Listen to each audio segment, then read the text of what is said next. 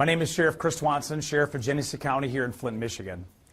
What you're going to hear is an investigation that has spanned over several decades. We were just brought in February 24th this year. When I say investigation, this is a culmination of many, many people that have noticed things that were unusual, things that were not correct, things that were odd, all coming together. Reference one individual, and that is Eugene Stephen Pratt, 57-year-old out of Davison, Michigan. I'm going to tell you the story. I'm going to tell you how we got to where we are over all these years. And I'm also going to tell you that we have identified at least 15 victims. Eugene Pratt, in his own resume, states as a career objective to obtain a position as elementary, middle school, and high school principal, to acquire a supervisory position in athletic administration. Eugene Pratt, in his time of serving in the education world, stated his elementary experience involved sunrise teaching at-risk students at Dowdall Elementary. His middle school experience has chaperoned all school dances, coached 5 years for junior high swimming, diving, and 2 years for the track team. His contributions in the high school involved coaching 7 years for varsity swimming and diving and being a statistician for 14 years on the varsity football team. I think it's key that individuals that put themselves in supervisory positions, they do that if they were a predator to have access to prey. And when you look at Eugene Pratt's career development, and you see where he started in 1986 and went from substitute and student teaching all the way up to Dean of Students at Hamtramck Community Schools.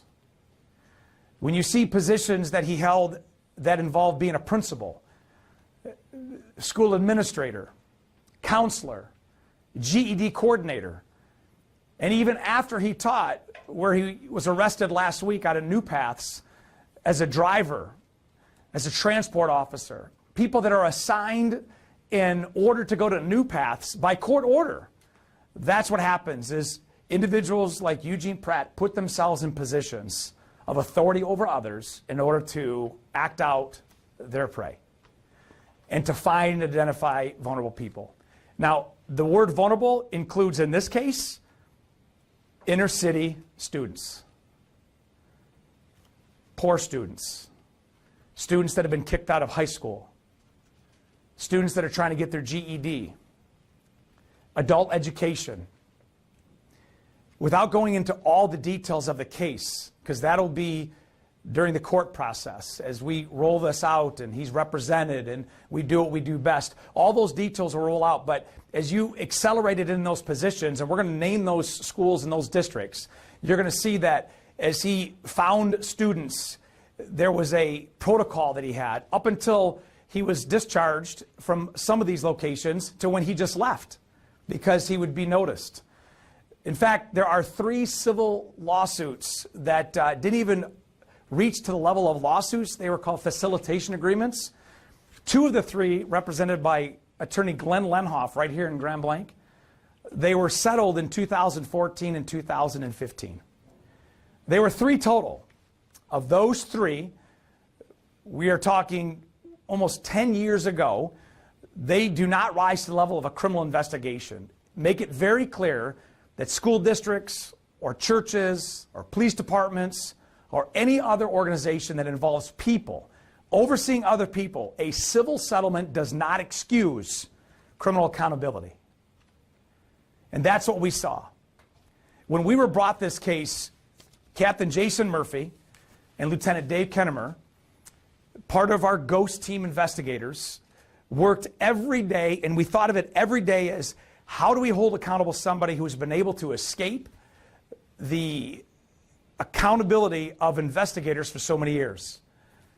Somebody who has a name in this community, somebody that has a family, and our heart breaks for his family, those that had no idea, that share the same last name. when you see this and you see all the different cases that we have and all the different victims, many of the victims, we don't even know their names. We just know that there are more victims. This is the kind of individual that does it under these circumstances, because many times, and we're going to see in this case, you have school districts and different organizations that want things to go away instead of being held accountable. Well, this is the day that he's held accountable. Eugene Pratt was arrested yesterday. He was charged with criminal sexual conduct, 1 count, first degree, which is a life offense. I was asked by some individuals in the room today, why just 1 count? If you look at history throughout this state and this country, cases like Larry Nassar and the Catholic Church and Jerry Sandusky and Jeffrey Epstein, and you look at these big cases, they start with one courageous victim who comes forward and wants to tell their story. And that's exactly what happened here. An adult male victim came forward and said, I need to tell my story. And we were able to work with Mr. Lenhoff, and we were able to bring that victim in and give them a voice. Give them something to grab onto to say, you're going to be protected, and we are going to hold Eugene Pratt accountable. That was nearly 3 months ago. Eugene Pratt was arraigned this morning on that CSC. He was given a bond. He's still in custody today. But this is why you're here. From 1986 to where we are right now. This is the chronological pattern and places that he went to throughout his school history.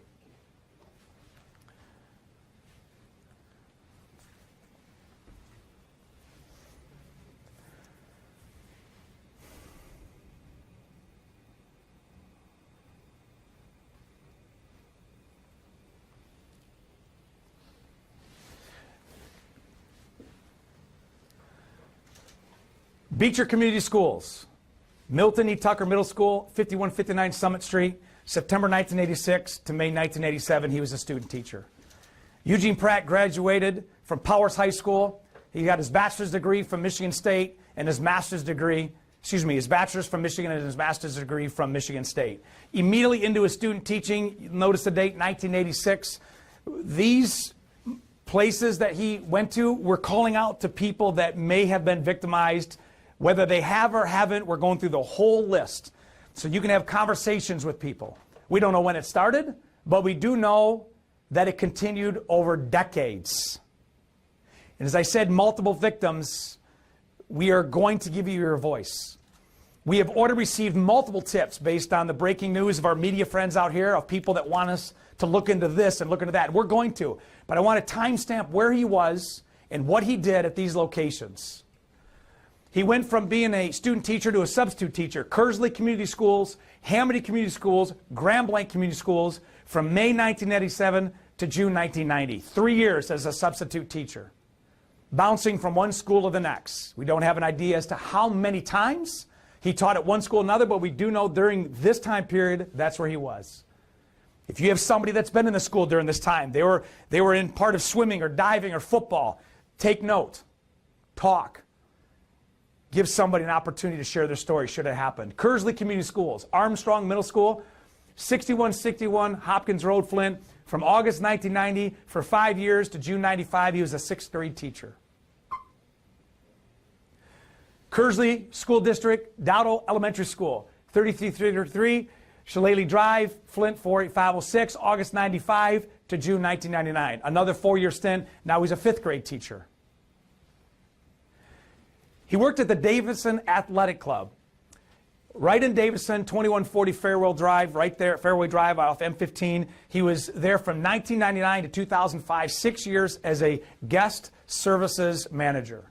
Took care of staff, took care of people that came to the athletic club. From there, he went to Hamady Middle School and High School, 3223 West Carpenter Road, Flint. From October 2004 to June 2005, he was a career resource director.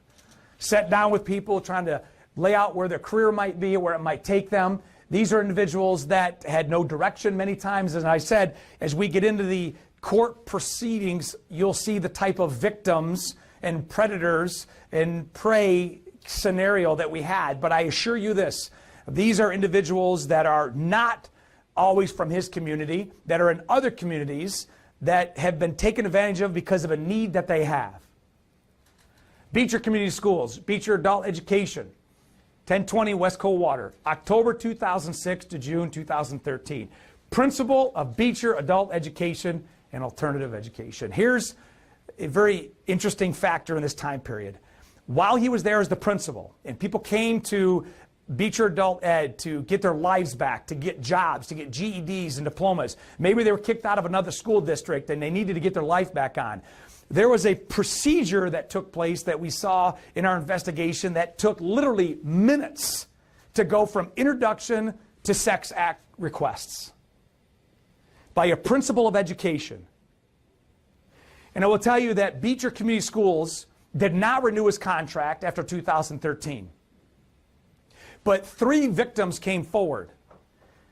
And there's other media outlets that have actually seen and published facilitation agreements between the 3 victims. 2 of the settlements were under $100,000, and one of the settlements was $165,000. These are agreements between family and schools and insurance companies and, of course, civil attorneys. That's what they do. They're civil attorneys. They settle disputes. I think it's important to know that this is what tipped the scale for us. So we're very thankful for the Beecher Community Schools. We're very thankful for those that got us to where we needed to get to. But it didn't stop there. He went right from Beecher after 2013 to Kniff Liberty Academy, which is in Hamtramck Community Schools in Wayne County.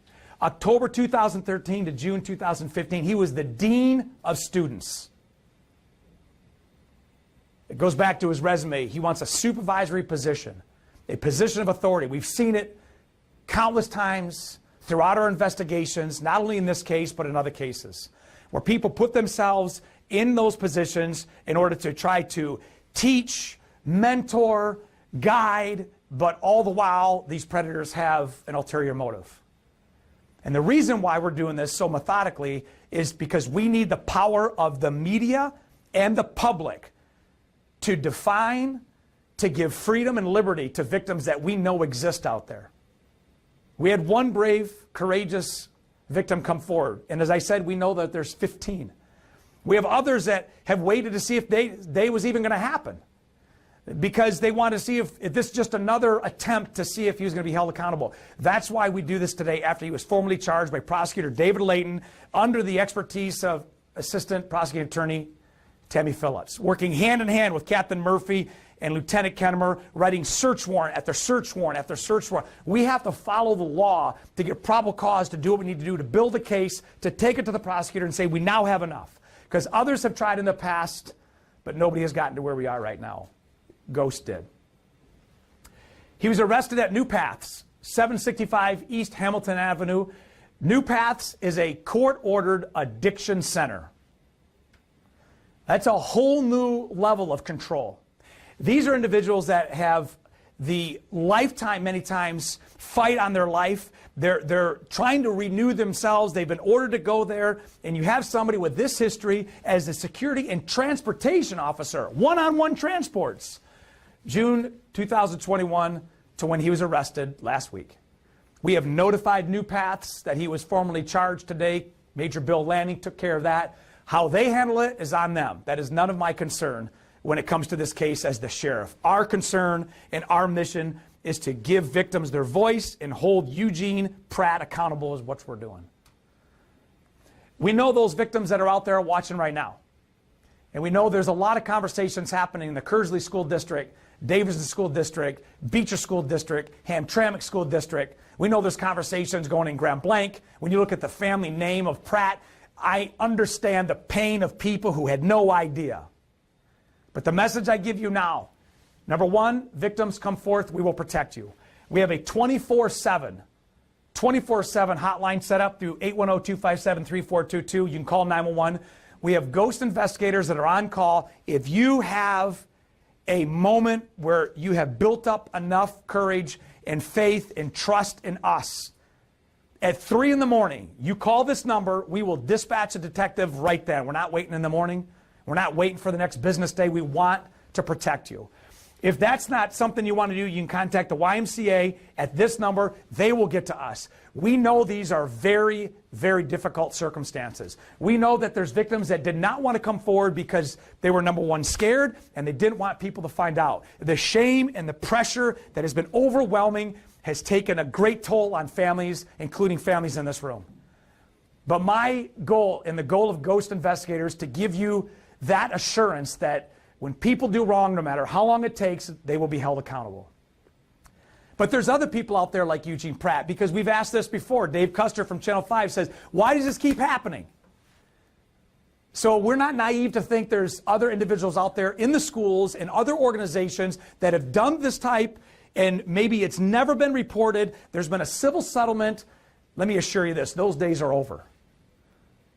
Anybody who's in a position of authority over others, in any position, when you see something that you know is not right, not only do you have a mandatory duty to report, but you have a moral duty to report. That includes law enforcement. We've seen that through the 2020 George Floyd murder, that they had a duty to act.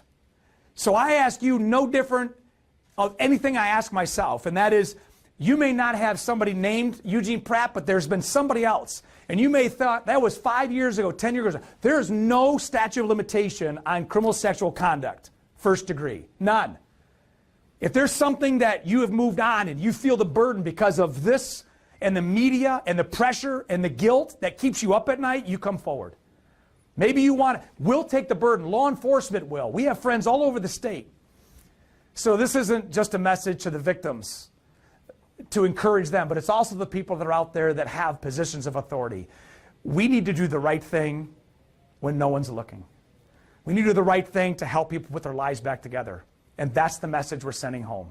Eugene Pratt's been held accountable. We know there's more victims. We need you to trust us.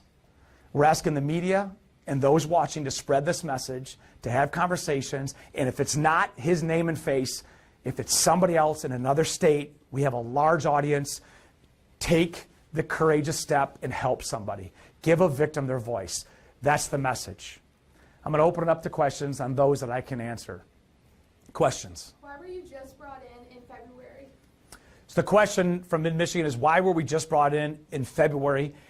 And many times there have been other people that this case has been given to that, again, timing and opportunity and resources just didn't make it happen. But I will tell you, there is a family that never gave up. They never gave up. Their gut told them that something wasn't right, and they kept going. I wish I would have had it years ago, Courtney, but when I was given the anonymous text tip to get a hold of this family, that family opened the door for us to do what Ghost does best and get us to where we are right now. That family that brought it forth is not the family of the victim that he's been charged with. But many times it just takes one simple act with everything falling in place, and that's how we got to where we are today. What age group are we looking at here? Ronnie, ABC 12, I like to give credit where credit is due. The age that we see right now is young teens to, and these are people under his control, because these victims were not under 16, they're not under 15. The ones that we have are adult age, but they're under control in adult education scenarios. You could have people that are in their young 20s, but they're in their GED, their diploma program, their life's depending on it. The way the law is written is if it's somebody under the authority of another, that plays a significant variable.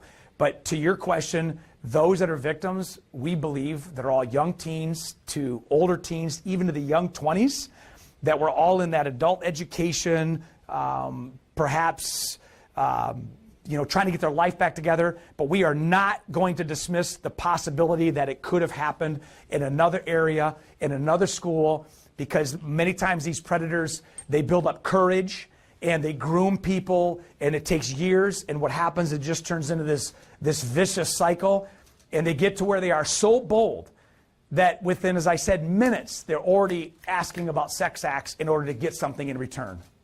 Do you believe all the victims are male? I believe all the victims are male. Our investigation shows nothing on the contrary. Sheriff, you mentioned 3 civil lawsuits out of Beecher. did they ever report anything to the sheriff's department or investigators for their criminal charges? So David Custer from WNEM was the 3 civil actions. Now, again, they weren't filed lawsuits. I want to make it clear. They were civil actions called facilitation agreements at different levels. 2 with Mr. Lenhoff, 1 with an attorney in Saginaw. I know that Mount Morris Township Police Department, then Chief Terrence Green, started an investigation. But again, timing and resources, it did not lead to any charges. I will tell you, this was the very first time this office was ever given this case, February 24th, 2022, which started the track that we're on now. I just called Chief of the Flint Police Department, Green, last night to let him know what the status is. He was very thankful. He wanted this as bad as anybody else, because if there's one thing I think those in this room that deal with investigative reporting or law enforcement, when your gut's telling you something's not right, your gut is usually right. And he was thankful that Eugene Pratt is being held accountable. So were there any previous criminal cases that were opened against this guy that you're aware of? Any previous criminal cases opened? I believe Mount Morris Township opened through a complaint number, but that's the first step, and nothing came of it. It was never presented to the prosecutor's office as a formal warrant request until we presented it to APA Tammy Phillips, which got us to where we are right now. But I'm not also dismissing that there's a school district or an unknown in Oakland or Wayne County, Macomb County, that Eugene Pratt was there as a coach, was there as a statistician, was there as a diving instructor, whatever it may be. They put themselves in positions to do that. So if that name or face rings a bell, then act on it, because I don't know the answer, and I'd be remiss to say that this is the only one. Sheriff, as we learned from the Larry Nassar case and the fallout, is it possible that some people in these school districts could face charges for not reporting these events? So the question is, those in the school districts, if they had knowledge and didn't report it, could they face charges? And the answer is yes. Because we have a duty to report, but not only criminal. If there was an active, overt act to suppress it for the fear of a reputation tarnish or some other reason, then that is part of our investigation. We don't believe that happened in Beecher. He was long gone. And when we interviewed the superintendent, who's no longer there, he was very forthright and laid out exactly what happened. But I'm not convinced that there may have been other people that knew something that could have happened but didn't report it. And there again, we use this public platform that we have, that if that happens, or if there's a retired administrator that knew something should have been done that didn't, please come forward. We will protect you, we will hear you, and we will investigate. I'm not saying it couldn't happen, but if it did happen, we will hold them accountable. You said you don't believe it happened in Beecher. Do you believe it happened in Kersley? I don't know the answer to that about Kersley, and here's why. We have 3 facilitation agreements that are on record for Beecher Community Schools. We have nothing at the Kersley School District. We have a lot of people who have ideas and have thoughts in law enforcement, and the prosecutor's office has to operate on facts. And so we are seeking any kind of evidence, seeking any kind of memoir or email that could lead us to something that we could go on, regardless if it's a district listed there or any other district. If we find that there was information withheld, and we saw that in the case that you mentioned, in order to protect the reputation of a district, it's not the district that hurts, it's the people of that district. And people that are there serving as administrators owe it to the people to represent them well. So wherever our path will take us, the prosecutor and I are walking shoulder to shoulder to hold people accountable should it happen. Is he cooperating? Is Eugene Pratt cooperating? He was arrested and made no statements yesterday when he was arrested. But cooperating is part of our investigation. But I will tell you, with a lot of different tools of investigation we were able to use in order to get probable cause to get a warrant with the information we have. He was not resistant. What was the reaction from his family? Devastated. He's married with kids. Yes, the question is the family. And myself and Captain Murphy met with the immediate family last week, and devastated. Devastated. you plan on searching his computers and I don't know if you already searched his home, but is that something that you plan to do? So the question is searching his home and other areas. The answer is yes. We've already searched his home. We have search warrants that have already been prepared. We've already had his his phone forensically examined. We're in the process of that. We have his car in custody, and we have a search warrant for that. We have not found anything at the house that would lend us to believe that there's an area that was a secret area. We believe everything was within him and on his person.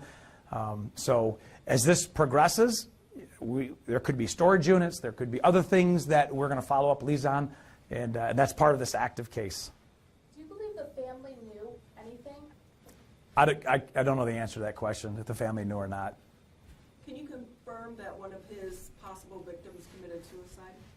I can't confirm that, but I can tell you that there was a young man in 1999 that took his own life. But this case that he's charged with is not for that potential victim. But the family's well aware of the process, and we're very thankful they stayed with it. Mr. Kirchner? Can you take the questions on the phone? Yes, sir. Can you mentioned there might be as many as 15 victims.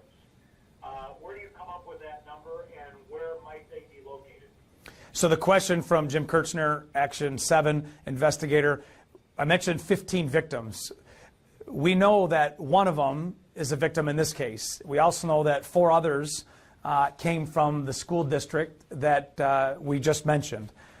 We know that 3 of those 5 had facilitation agreements, but not all of them are in the same mindset and life position to come forward as our victim number 1 did. That's 5.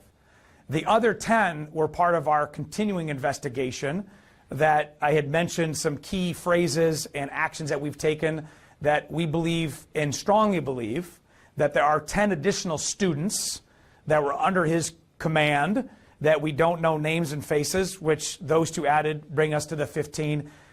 But these cases, whether we get them or not, you know, Dave Custer mentioned the Larry Nassar case. There was a tremendous amount of victims that came forward.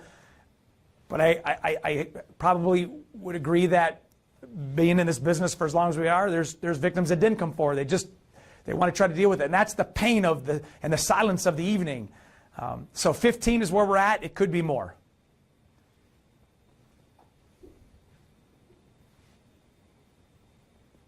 Another question from the phone. Can you talk about your case that has been charged and he has been arraigned, goes back to 2013. That's 9 years ago. Without divulging the whole case, what evidence do you have that you're able to prove this beyond a reasonable doubt, just beyond what your victim might say and what your suspect might say? So the question is, based on the case we have right now, what evidence, if I could share, do we have that 9 years later, do we have enough to charge a life offense between 2 individuals? And I will tell you that many of these cases, even in addition to this case, those statements are so critical, there isn't physical evidence. You're not going to find a DNA kit or a video. But there is enough in those statements, as well as other things that corroborate those statements, that meet the variables to charge for criminal sexual conduct first degree.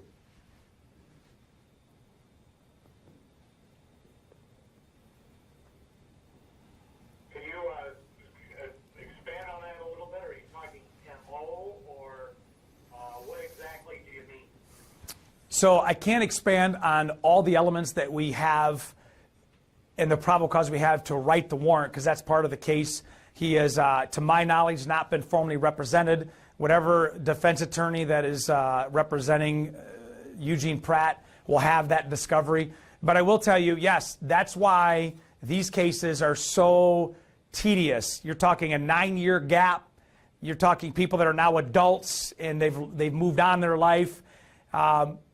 But when this case rolls out, you'll see that small little pieces that affirm a story are used as variables to allow the prosecutor to write charges. when you have statements made, when you have victims that make a consistent statement, when you have facilitation agreements that back up statements, all those elements allow us the opportunity to write a warrant such as criminal sexual conduct in the first degree. Not every case has those, not every victim has those, but we are confident that the charge that we have with Eugene Pratt is very solid. Did any of those agreements have non-disclosure, agreements in place? So the question about non-disclosure agreements, the answer is yes, to my knowledge. We have been working with the civil attorneys that have files, and Attorney Glenn Lenhoff has been very cooperative and has been very forthright on coming and giving what he has and what he has had done to help us with this investigation. To him, I'm very thankful. Do you think the bond is too low, set at $25,000? I think the family would agree to that. Any final questions? Well, thank you very much. I'm sure there's some additional information that'll come as time permits. Thank you, everybody, for sharing, and please have conversations about what we talked about. Good day.